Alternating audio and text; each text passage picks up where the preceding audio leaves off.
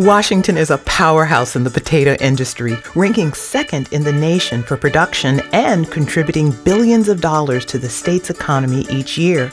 In fact, the Columbia Basin is the most productive potato-growing region in the world, with yields per acre that are double the national average.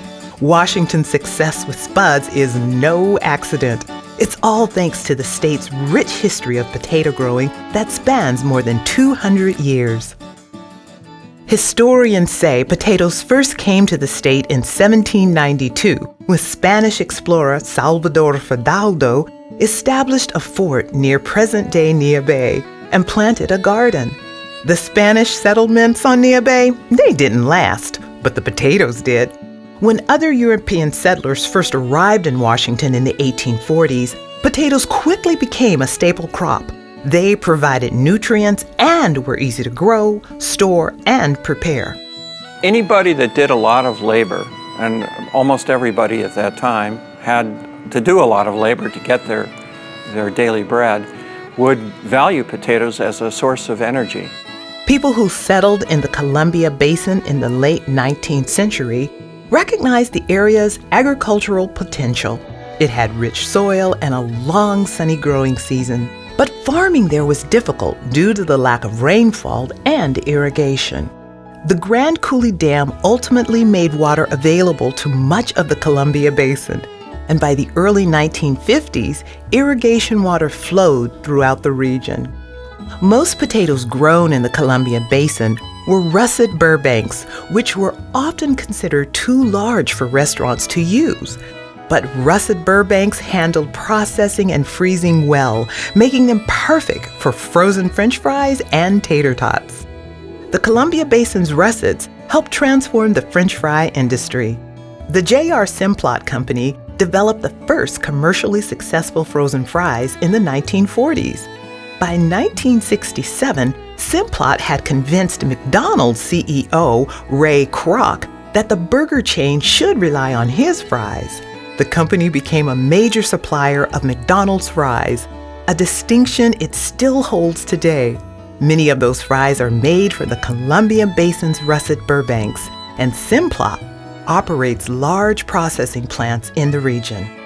Washington's Skagit Valley also offered perfect growing conditions to early settlers, but the river delta flooded often. In the late 1800s, settlers built a dike and drainage system to control floodwaters. The Skagit became one of the most productive growing areas in the world, and some of those original farm families still produce potatoes there today. Washington's potato harvest and its processing capacity have continued to rise over the years. Today, potato growers in Washington harvest around 160,000 acres annually, yielding more than 30 tons per acre on average. Washington is also a leading potato exporter. The state produces around 20% of all U.S. potatoes, which are shipped places throughout the country and sent overseas.